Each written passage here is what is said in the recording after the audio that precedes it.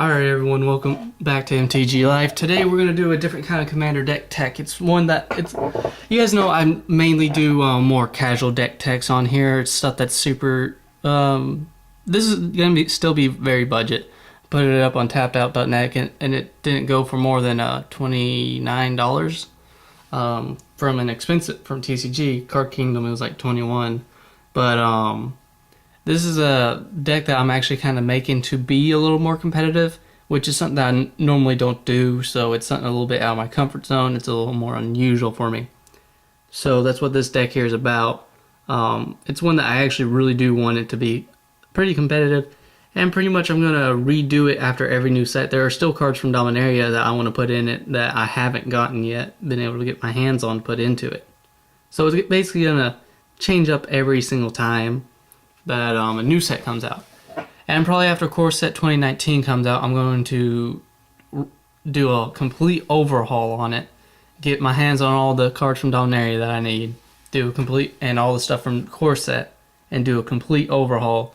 And then I'll probably put up a whole new video of it, and I'll probably do that every 2 or 3 sets to show you guys how it's changing and the differences that are shown in it.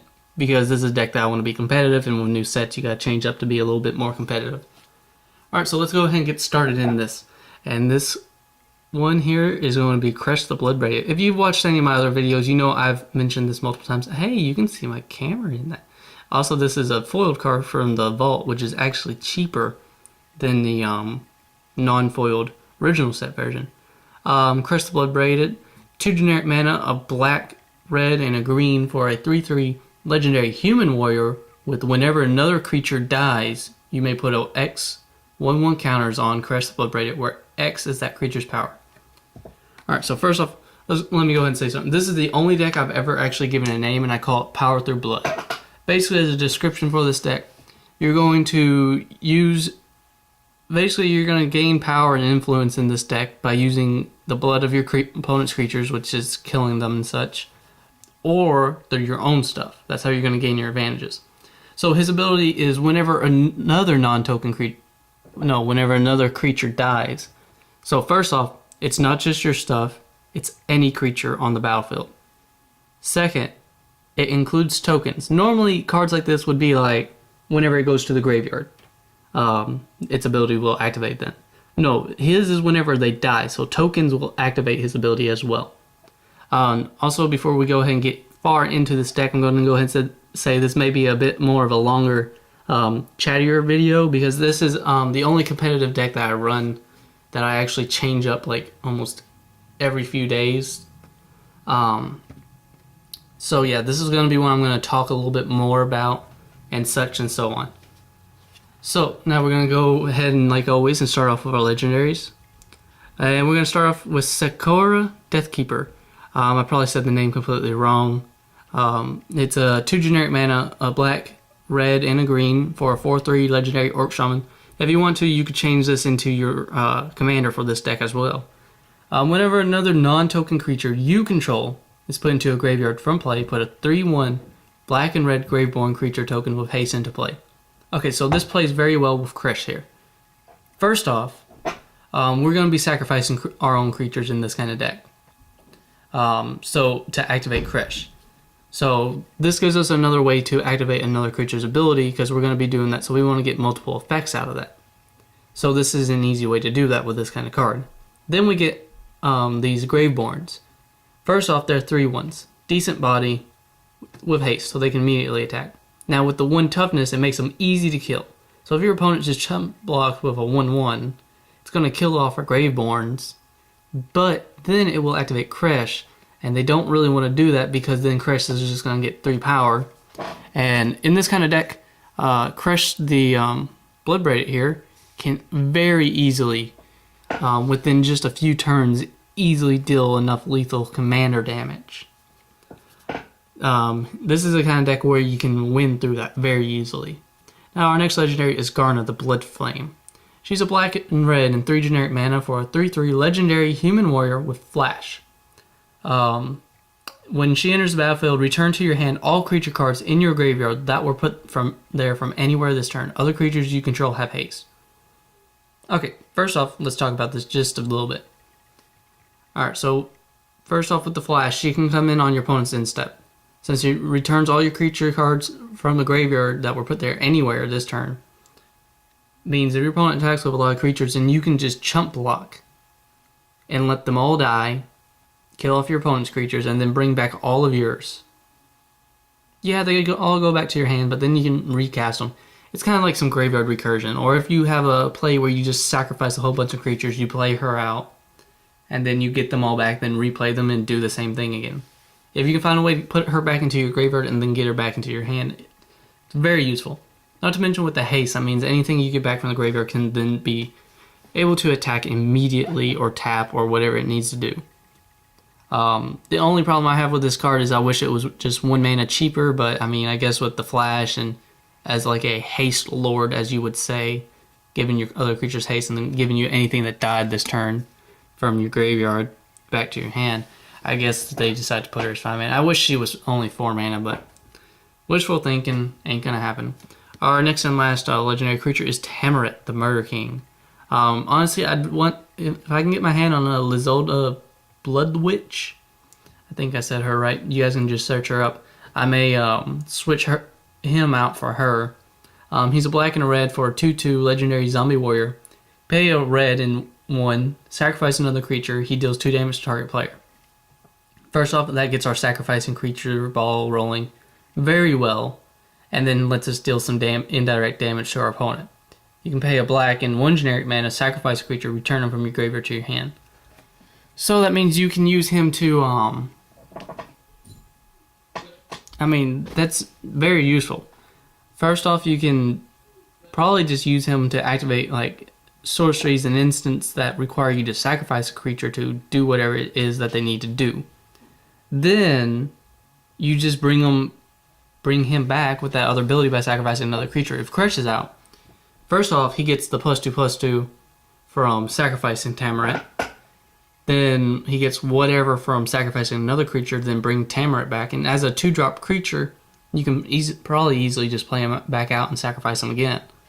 So no telling what we're going to do. Now then, we're done with our legendaries. We're going to start off with our mythics, and we only have 1 mythic in this deck. And that is Cruel Reality. It's 2 black, 5 generic mana. Yeah, 7 mana for a big enchantment or a curse, but it's a decent one that works well in this kind of deck. Enchant player. At the beginning of enchanted player's upkeep, that player sacrifices a creature or planeswalker. If that player can't, he or she loses 5 life. So first off, if this isn't removed in a few turns, it can easily possibly just clear your opponent's entire board of creatures. Or at least if they get very low on stuff. So this here can really start helping us wreck our opponent. Really start helping us activate Kresh. Very useful, has many utilities in this kind of deck. And then if they can't sacrifice a creature or planeswalker, it starts dealing damage to them. So if Kresh ain't going to get his ability activated as a bonus, then as a bonus it's just going to deal damage straight to them. Now then, next card here is Yawgmoth's Foul Offering, and if you guys noticed, this is the signed one. I said I was going to put it in here, and I did. It's a black and 4 generic mana for a legendary sorcery. You may cast a legendary sorcery only if you control a legendary creature or planeswalker. We're going to play Kresh out whenever we play Yawgmoth's Foul Offering. So we have no problem with just holding this in our hand till we get him out. Put up to 1 target creature or planeswalker card from a graveyard onto the battlefield under your control. Destroy up to 1 target creature or planeswalker. Exile Yawgmoth's Foul Offering. First off, it's very useful. It gives us a little graveyard recursion from any graveyard. So if our opponent has a 10/10 in their graveyard, we can go and get that. And then lets us destroy up to another target creature or planeswalker. Which means there goes their Jace, there goes their Liliana, or there goes their 10/10 that they've been like blocking us with, that we haven't wanted to attack, and knowing that they're going to attack us if we do. Now the next card rare we have in here is Abhorrent Overlord. He's 2 black, 5 generic mana for a 6/6 demon with flying. Whenever he enters the battlefield, put a number of 1/1 black Harpy creature tokens with flying onto the battlefield equal to your devotion to black. Each black and the number in the mana cost of permanents you control counts towards your devotion flag. At the beginning of your upkeep, sacrifice a creature. First off, I really like this kind of creature. Whenever there's Theros block, I made a demon deck and an angel deck back when I was newer and was just messing around and stuff. But first off, for 7 mana, 6/6 flyer, that's pretty decent, alright. But then he comes into battlefield, and there's no telling how many of these harpies you could get. You could easily get like 7 of them, or even 3. Either way, he allows you to sacrifice creatures at the beginning of your upkeep to activate Kresh and keep this big guy out. Now, here's the other thing with it. Normally cards like this say that you can't sacrifice the card itself. What I like about him is that you can. Is say you get like 12 harpies out and you'd rather keep them out than your 6/6 flyer because you'd rather have more blockers, or you'd rather just continuously hit them in the air for 12 instead of 6. He's very useful because then you can sacrifice him yourself and then buff Kresh 6 counters. Now then, our next rare is Deathbringer Thoktar. Thokitar? I don't know. I'm butchering some of these names, I know. I'm sorry about that. It's a red-black, 4 generic mana for a 3/3 zombie beast. I really hate the mana cost on this, because, I mean, he's slightly worse than Kresh. He's worse than Kresh, but for an extra mana. Whenever another creature is put into a graveyard from play, you may put a 1/1 counter on him. Remove a 1/1 counter. He deals 1 damage to target creature or player. Oh, never mind. I was thinking of a different card. Double him up with, well, yeah, he's a little worse because it's whenever they go to the graveyard, not when they die. So yeah, there's that. So tokens won't activate this card's ability. But we don't care about that much. We're not really focusing on tokens and having those die or sacrificing. Eventually, he could possibly just ping your opponent to death. I honestly wish that was, if you remove a 1/1 counter, it deals like 2 damage at least. For 6 mana, I mean. Alright, so the next card in here is a, in this kind of deck, it's a Titan, a Phyto Titan. The stupid jokes, right? It's 2 green, 4 generic mana for a 7/2 plant elemental. Whenever it dies, return it to the battlefield tapped under its owner's control at the beginning of his or her upkeep. In this kind of deck, this card is very useful. I mean, you just continuously sacrifice it. I mean, with the Abhorrent Overlord, you just continuously sacrifice Phyto Titan, buff Kresh 7 counters, and he just continuously returns. He's great for sacrifice effects because he can continuously return so long as nothing says. And I mean, it's not like he's being regenerated, so he will just continuously keep coming back. Next rare here is Fated Return. It's 3 black, 4 generic mana for an instant. Put target creature card from a graveyard onto the battlefield under your control. It gains indestructible. If it's your turn, scry 2. Okay, so first off, it's graveyard recursion. It becomes indestructible. I mean, if Kresh dies, you can send him back to your graveyard and bring him back with this. And then if it is your turn, you can then just scry 2. Not much else to say about that. It's got its uses. Next card here is Undercity Plague. It is 2 black, 4 generic mana for a sorcery. Target player loses 1 life. Discards a card, then sacrifices a permanent. You can cipher it. Then you may exile this spell card encoded on a creature you control. Whenever that creature does combat damage to a player, its controller may cast a copy of the encoded card without paying its mana cost. So you could possibly get 2 uses out of that. It's just something to make them sacrifice stuff and mess with them just a little bit more. Now we're going to get into our cards that, we're done with the rares, we're going to get into our cards that something happens when we sacrifice stuff. It gets something out of it. Like Bloodbriar. It's a green 2 generic mana for a 2/3 plant elemental. Whenever you sacrifice another permanent, put a 1/1 counter on him. We're going to be sacrificing our permanents. Very much. So he's very useful. He could easily become a 7/7. Well, a 7/8. Same thing with Mausoleum Harpy. It's a black 4 generic mana for a 3/3 Harpy with flying ascend. If you control 10 or more permanents, you get the City's Blessing for the rest of the game. Whenever another creature you control dies, if you had the City's Blessing, put a 1/1 counter on it. I mean, I've played games where I've gotten the City's Blessing, it's gotten the 1/1 counter, and easily becomes like a 7/7 flyer within a few turns. Now, Eternal Thirst. It's a black and 1 generic mana for an enchantment or enchant creature. Enchanted creature has a lifelink, and whenever a creature an opponent controls dies, put a 1/1 counter on this creature. Odds are you're going to enchant Kresh or something else that you're going to want to keep on the battlefield, like your Harpy or the Bloodbraided. Those are like some of the creatures that we're going to want to keep on the battlefield no matter what. So you would enchant them so that they get the lifelink and get 1/1 counters.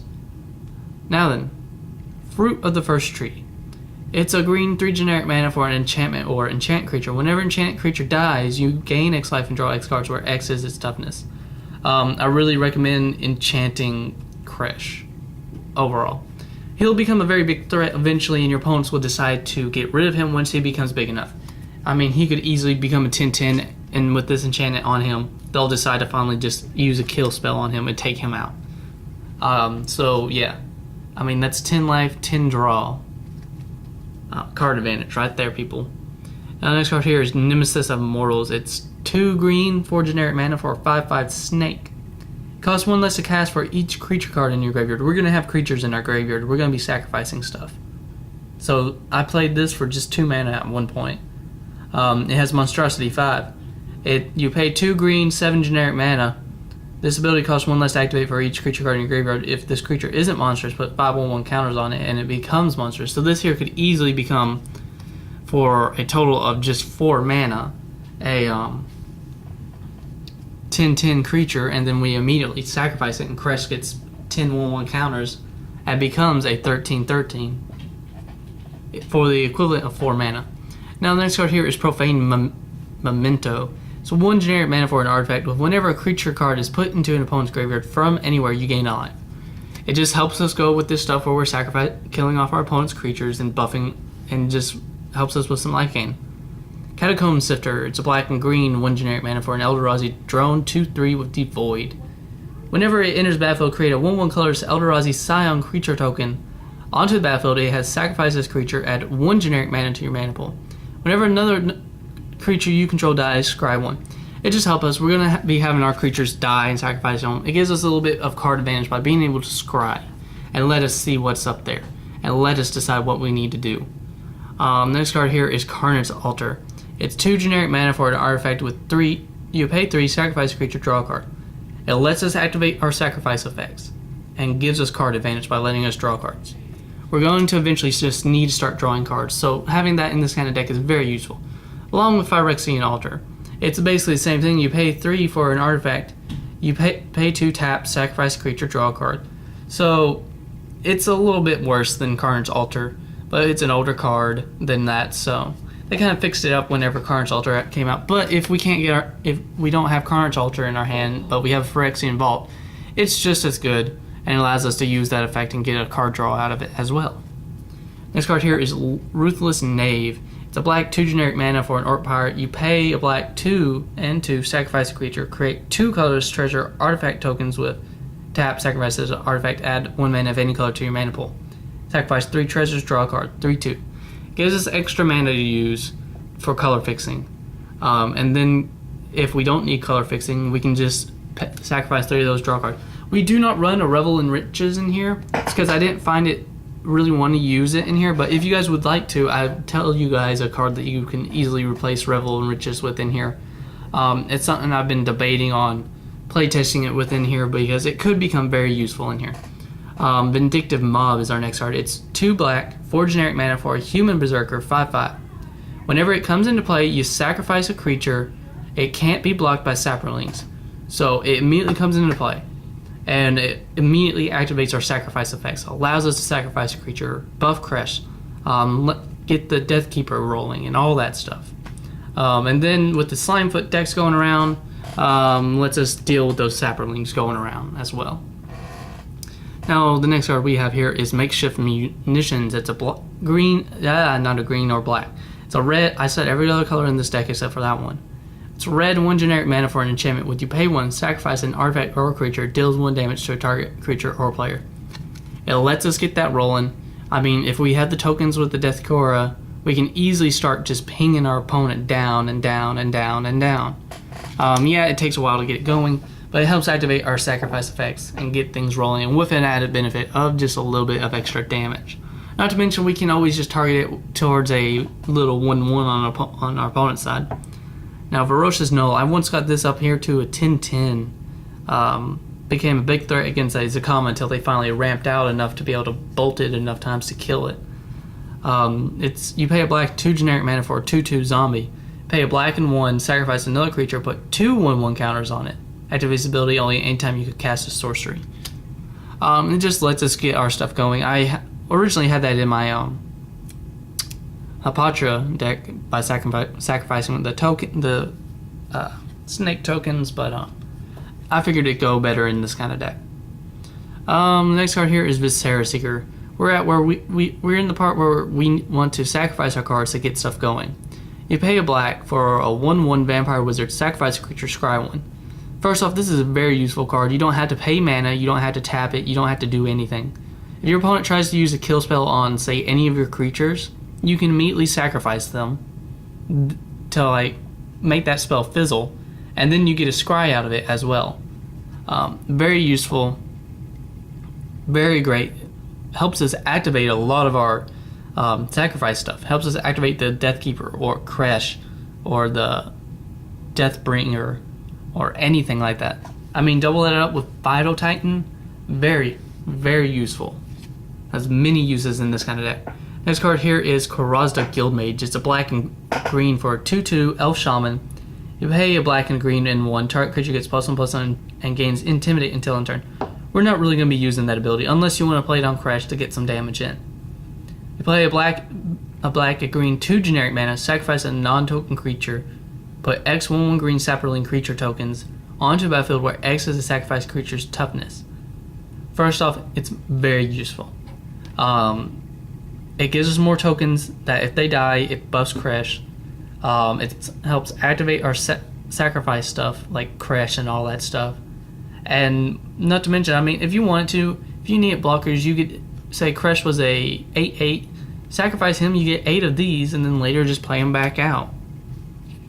I mean, if Kresh was like a 20/20 or something, which I have gotten him up to. Now we're on our cards where when they die, something happens. Like Deathbloom Thalion. It's a black 2 generic mana for a 3/2 fungus. When it dies, you get a token. It dies, it gives us another body for 3 mana. That's the equivalent of 4 power, which is the equivalent of 4 counters on Kresh. Now, Direfleet Order. It's a black 1 generic mana for a human pirate.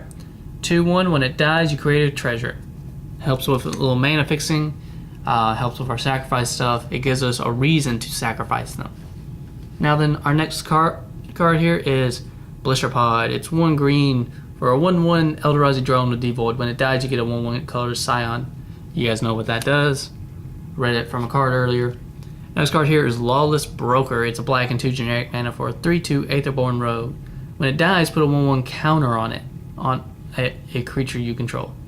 First off, the 1/1 counter is good. It will buff, even if we don't put it on Kresh or anything, it will buff whatever creature it is, and then when that creature dies, Kresh will just get an extra counter on him. I mean, it's the equivalent of just putting the counter onto Kresh. Dutiful Attendant. It's a black 2 generic mana for a 1/2 human warrior. When it dies, return another target creature card from your graveyard to your hand. Gives us some graveyard recursion, gives us a reason to sacrifice it, and yada yada yada. Malfeld Twins. It's a black 5 generic mana for a 4/4 zombie. When it dies, put 2 black zombie creature tokens onto the battlefield. For 6 mana, it's the equivalent of 8 toughness, or the equivalent of 8 1/1 counters onto Kresh. Now then, Feral Prowler. It's very good in here. It's a green 1 generic mana for a 1/3 cap. When it dies, draw a card. Gives us a little card advantage if you can bring it back multiple times. Gives us some extra cards and all that. Now then, Silvok Replica. It's 3 generic mana for a 1/3 artifact creature Shaman. You pay a green, sacrifice it, destroy target artifact or enchantment. Very useful card in this kind of deck. It gives us artifact and enchantment hate. Which, with all these artifacts that mess with stuff in your graveyard, we kind of want to be able to go back and get them back, because we're going to be putting a lot of them into the graveyard. So we want something to be able to take out those artifacts or enchantments that do stuff like that. Same thing with Caustic Caterpillar. It's 1 green for a 1/1 insect. If you pay a green 1, sacrifice it, destroy target artifact or enchantment.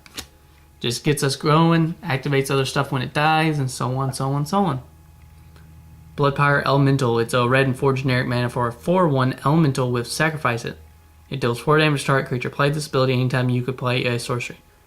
First off, for 5 mana, you can immediately bring into play, sacrifice it, bust Kresh 4 counters, kill a creature with 4 toughness, put whatever amount of counters onto Kresh whenever that creature dies.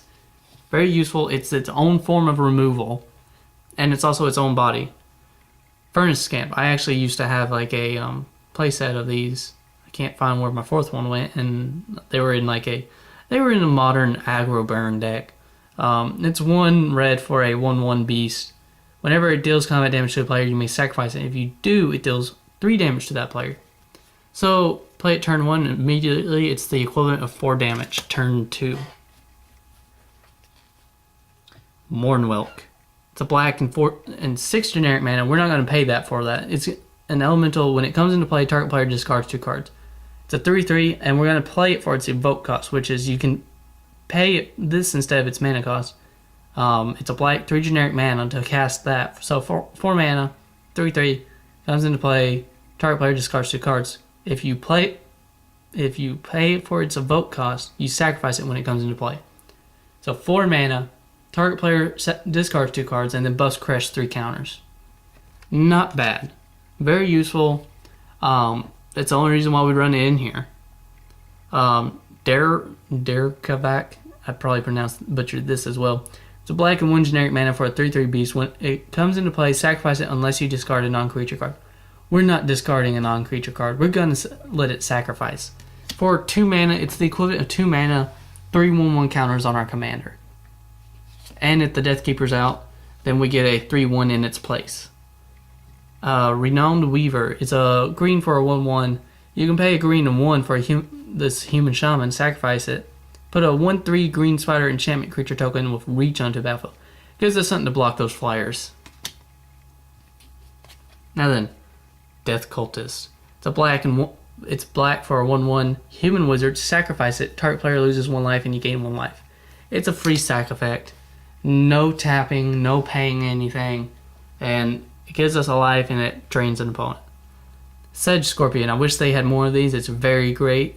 And we do couple it up here with, I wish they had a red version, Typhoid Rats. I mean, they're both 1. One's a black, one's a green. For 1/1s with Death Touch, one's a rat and one's a scorpion. I wish they would give us like a lizard like this.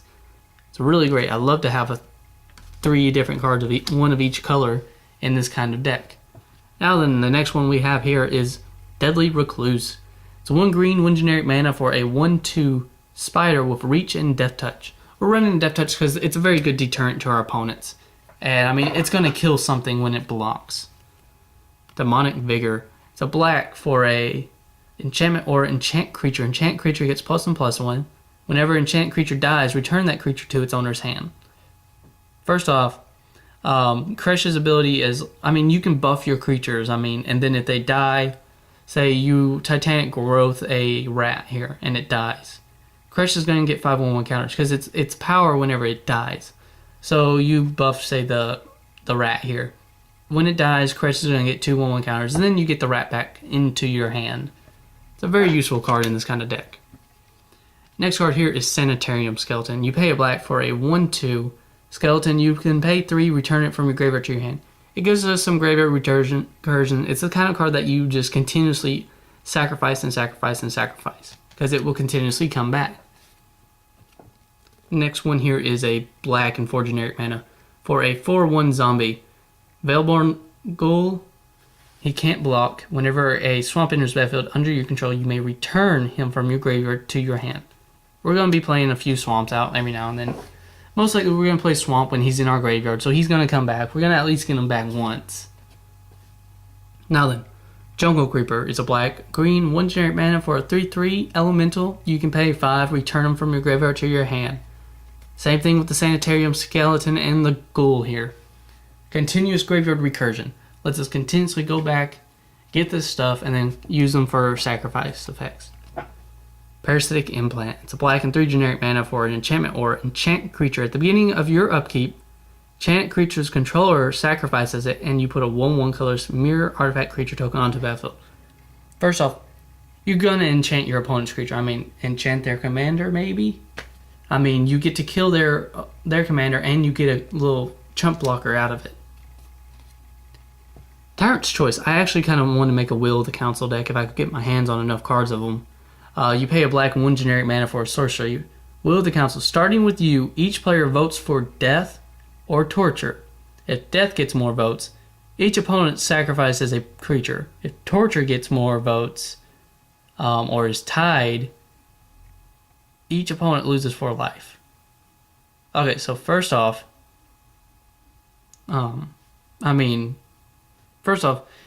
you're going to vote for, in this kind of deck, you're going to vote for death. Now, you could possibly talk to one of your opponents, or 2 of them, into being like, hey, this guy's got all these creatures on here. He's got only 1 creature, but it's the best creature on the field. Why don't we all just vote, all 3 of us, or 2 of us, just vote for death and kill it? Yeah, we lose a creature, but he loses his only creature on the board, and it's the best thing out there anyways. Now the next one here is Deadly Designs. It's a black and 1 generic mana for an enchantment. You pay 2, put a plot counter on it.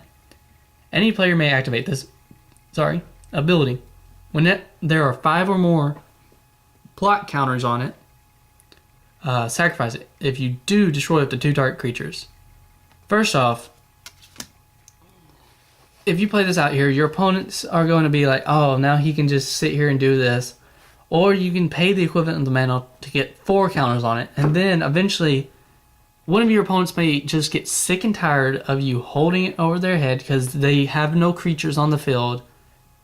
And they know that as soon as they play the creature that they're wanting to play, you'll just pay that 2 mana. So you just hold up 2 mana every single turn. And then you're just going to kill whatever it is because you can do it at instant speed here. I mean, so they may just decide to go ahead and pay some of the mana for you to kill off, and then you just get to choose whatever 2 creatures you want. The only downside is if you're the only one with creatures on the battlefield, it doesn't help you. Now, we're in our kill spell stuff. Grisly Spectacle. It's 2 black, 2 generic mana for an instant. Destroy target non-artifact creature its control puts a number of cards equal to that creature's power from the top of his or her library into his or her graveyard. First off, that's a very useful card. I largely use it whenever I'm playing against a Zakama deck and I kill off their Zakama and then they have to mill 9. It's always good for that, and it makes you feel good about yourself when you can make your kill off Zakama, because I friggin' hate Zakama because I don't own a Zakama, and it just annoys the crap out of me because Zakama, he's way overpowered and I'm getting off track. And I'm angry now, and if I could strangle Zakama, I would, but it's a card, and I hate destroying cards, so I'm at a loss. Look what y'all did. Anyways, but it's always a satisfying feeling for me to kill off Zakama and then make the opponent mill 9. Killing Glare. It's a black and X for an instant. Destroy target creature with power X or less. Just a good kill spell. Devour Flesh. It's a black 1 generic mana for an instant. Target player sacrifices a creature that then gains life equal to that creature's toughness. I would largely hold this instant up for when your opponents finally decide to use a kill spell on to Kresh. Then pay 2 mana, because I mean we don't have anything to stop kill spells or anything like that. We don't have anything to negate them. So I mean, just hold this up in your hand for when Kresh is like a 10/10 or higher than that, and your opponents finally said, okay, let's kill this thing. They do that. Just pay 2 mana yourself, kill your own creature and get a lot of life out of it, and then it just causes their thing to fizzle, and then they just basically wasted mana, whereas you just paid 2 mana, they paid like who knows how much, and you just gained a lot of life out of it. Now the next card we have here is Murder. Sorry about that stuff, my little brother's an idiot, and he doesn't seem to understand that I can pick up every single sound outside of this room, even though I told him. Murder, you pay 2 black and 1 generic mana for an instant destroy target creature. Barter in Blood. It's always a good thing to play. I have this, this was in my about your deck because, I mean, sacrifice your tokens and then your opponent just sacrifices creatures. It's a 2 black, 2 generic mana for a sorcery. Each player sacrifices 2 creatures. Play this in a 4-person commander game, and everyone has at least 2 creatures. Kresh is going to get buffed very much. He's going to go insane with power. Your opponent for 4 mana.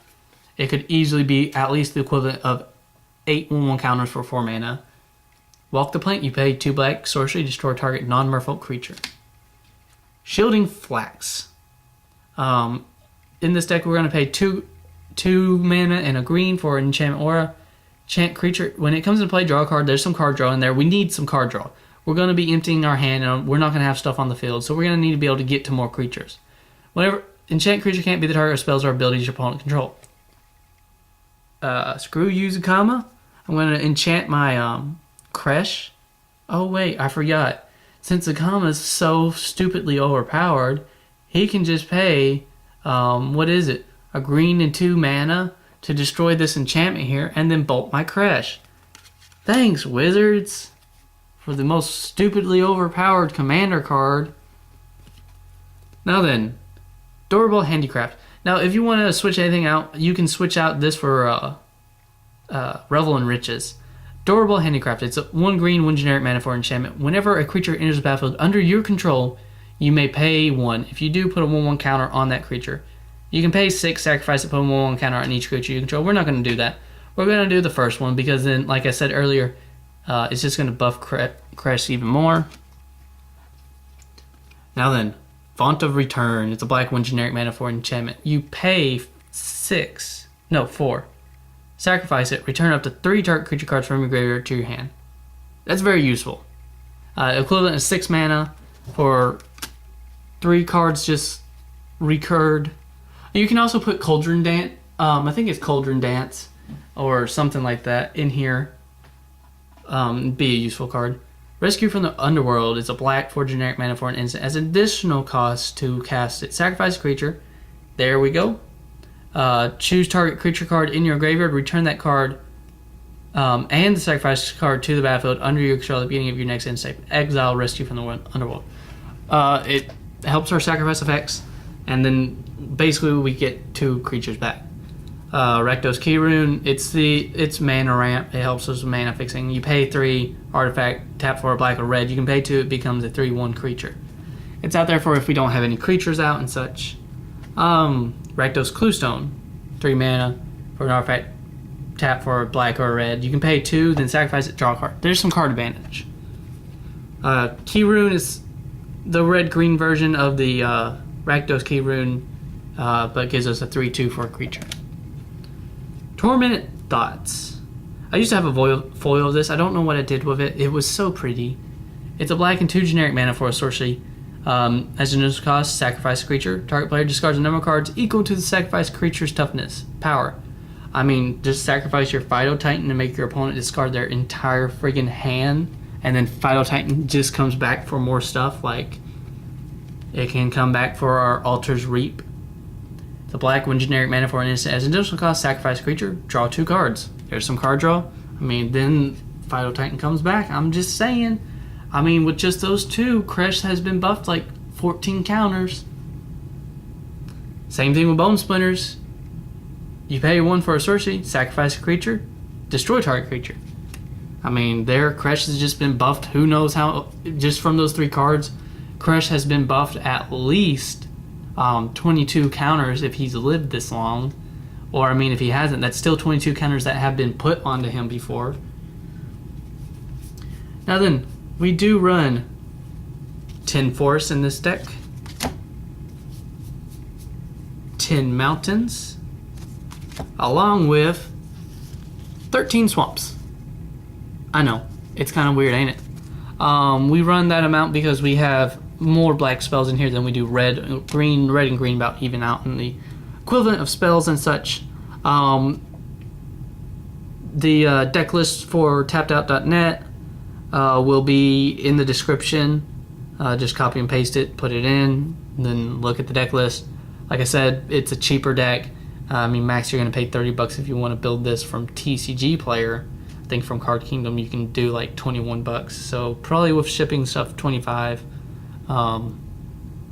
Never know. Yeah, I hope you guys enjoyed this. I really enjoyed doing this. Like I said, I'll probably end up doing another video of this after Core Set 19, M19 has come out. And I want to say odds are I'm probably going to go in with a friend. You get a $90 booster box. He'll probably go in 30. I'll go in 60, probably a little more to get it in earlier. And I'll probably do that after I come back from my vacation, so after the 14th. Yeah, and he'll get 11 packs out of it because I'm going to be paying for shipping, taxes, and all that stuff because it's not free shipping. Yeah, and I'll open it up here on the channel. It'll be a booster box from M19. We'll see if we can get any legendary creatures. I mean, deck techs. Of course, we want the legendary creatures. I don't really look at money cards, but of course, if they're super expensive, I'm going to sell it. Go back and get more packs for you. And since he's going in 30 bucks, that means that I can save 30 bucks, and I'll probably grab a bundle while I'm down in Florida to bring back here and then be like, let's see if Florida's got anything better than here in Arkansas. Yeah, I should be getting a video of one of his videos up on here sometime soon. So occasionally you guys odds are you guys may end up seeing 2 videos on here in one day. One from me, one from him. He's doing more editing his stuff. I'm going to start working on that, but I'm still at the point where I still want to make sure I get a video up every single day. Tell me what you guys think about that. Do you guys want me putting up a video every single day, or do you guys want it like up every other day? If I do it every other day, then I may start working on editing stuff as well. Let me know what you guys think on that. And Ready to Random, you seem to watch all my videos all the way through. I don't know if other people do, but I want to say thank you, and I saw your comments, so I want to go ahead and say I will be doing a Sidisi, the Blood Tyrant deck. Brood Tyrant, my bad. I'm stuck on Kresh here. Anyways, pretty much I'm going to go ahead and start working on that immediately after I turn this video off, because I'll immediately go over there to upload it, because it's going to take like 3 hours, and I work at 3 o'clock to get that uploaded, so we'll see how that goes, because it's like 11 o'clock now. We'll see how that works out with my stuff, because I don't like leaving it up here to upload while I go to work, because I'm afraid it will mess up, or it will just mess it up or something like that. Anyways, that's what's going on. If I do get a bundle, what kind of bundle should I get? Should I go back for another Aether Revolt? Those are super cheap. They're like, with tag, they're like 30 bucks with free shipping on Amazon. The other stuff's like 35 to 40 bucks. Would you guys rather see a Dominaria, another Aether Revolt, maybe a Kaladesh, whatever, or whatever. I mean, Origins go for $29, but I want to be a little cheaper on stuff, but I mean, even I'm not like, the only stuff that's worth it are the flip planeswalkers, and that's only like the Liliana and the Jace, if I'm remembering correct. But yeah, let me know what you guys would like me to get in a bundle. Cause yeah, and yeah, we will be doing a booster box opening on here. The booster box opening will be done by me. Because we've decided that I'm preferring to do the openings myself. It's something interesting. I got the camera here, and it's going straight up to my YouTube channel. So I'm gonna be a little selfish and do all the openings myself.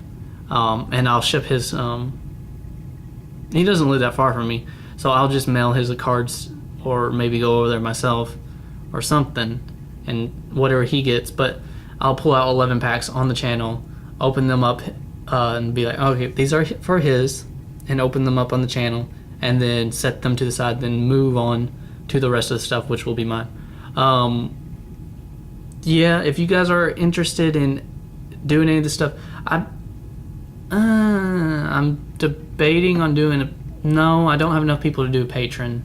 I kind of want, no, I don't really want to deal with the money stuff on there.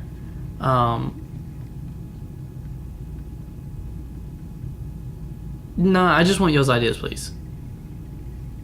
Sorry, I'm trying to make plans and such for this stuff. I'm trying to get this stuff growing, so bear with me. This is something that I very rarely actually do, like put this much dedication into something like this.